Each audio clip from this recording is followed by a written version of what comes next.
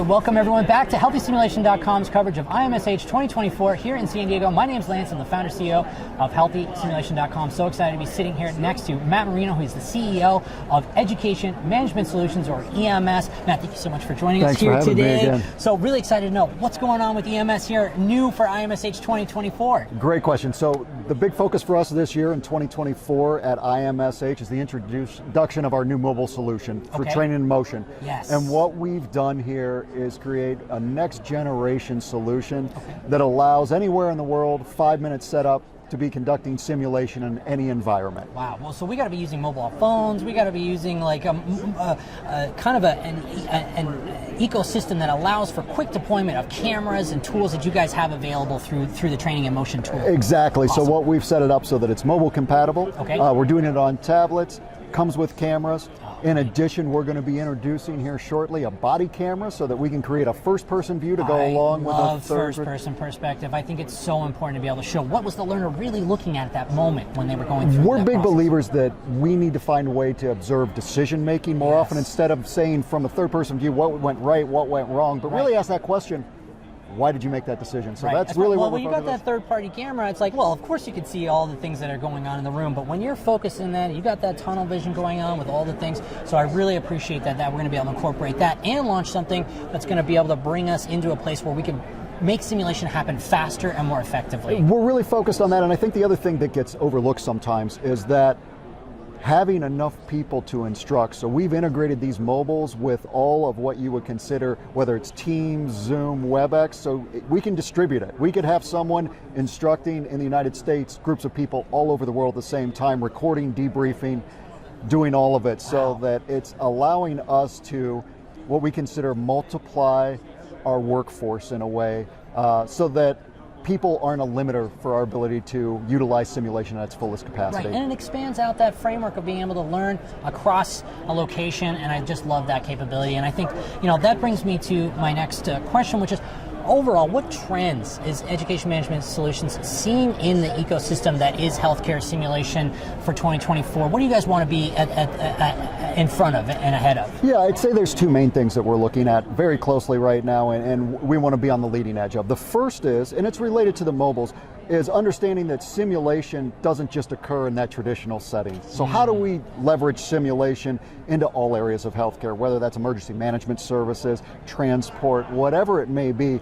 So we really want to focus on how can we create those tools and give those same capabilities if you aren't in a simulation center. So that's one that we're really, really keen on right now. I would say the second thing that we're looking at closely in 2024 is usability. And what I mean by that, oftentimes tools that have been created requires a certain level of technical knowledge and expertise to be able to do. What we're trying to do is make it so that if you can operate a cell phone, you can run a simulation and conduct it. So we're trying to leverage it to a place that, once again, I want to make it so that simulation can be conducted by anyone, even if they are not a specialized simulation. Right, reducing that barrier to entry, right? The clinicians and educators got enough as it is on their plate. So to be able to make it easy for them to understand these technologies and work with them is the only way that we're going to get to that kind of participation. Absolutely. So another big trend that is happening out there globally, not even just in healthcare simulation or healthcare, but globally, is AI, right? Artificial intelligence. So tell me, what have you guys been looking at EMS with regards to potential for AI at the company and for the sector? Yeah, I think it's a very important discussion, and it's moving rapidly, right? The AI space is probably moving faster than anything else technology-wise we've seen in a while. So not only do we have some internal things going on, we brought in some partners, as we like to do at EMS. Everyone is fully aware that we like interoperability, where we want to combine some of the best of breed. We're demoing it at our booth right now. We're with our partners at eTrain that we work with that have their e-author tool that allows it to use an AI engine to create simulations on the fly. Wow. In addition, with what we're doing, we will introduce things later this year with some AI capabilities around speech analysis, Accuracy, believability is another area that we're taking a strong look, and we'll have some things to unveil later this year around Well, that. we're standing by. We're really excited. I think it's going to be a really special place, especially with that audio video capture. You're going to be able to transcribe that information and then provide feedback in real time. So really exciting. A lot of the things that I think we'll be seeing from EMS in the future there. Finally for me, it's just a question about the industry as a whole. What do you think that we need to do in order to move advocacy for this industry further so that we can get to a wider adoption? I've mentioned it before, but I'll expand upon it. Simulation's always often looked at as an event, not part of a core of an actual educational or even a workforce experience. Sure.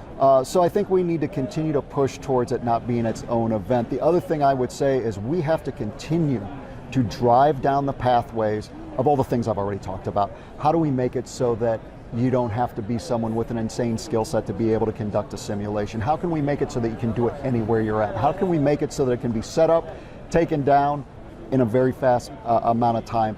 As an industry, I think we have to continue to tie together the patient safety aspect and how simulation can impact that. And I think that's an area that is getting more and more leverage behind it. Yeah. I think we need to push it even harder, because in the end, all of the things that all of us are doing, that's what we're here for. Yeah. So I think we've got to continue to advocate on that. I've been to patient safety conferences, I've been to simulation conferences. It's like literally they're saying the exact same things at these events, except they're using different words, patient safety versus simulation. So to be able to blend those worlds together more, I do agree with you. I think we've got a lot of power and potential to kind of expand both together in a really powerful way. Well, Matt, thank you so much for joining us here today. We're excited to go and check out the EMS booth and see all these new technologies in person. Folks, you can learn more by visiting us at healthysimulation.com and searching for education management solutions. We'll see you at the next one.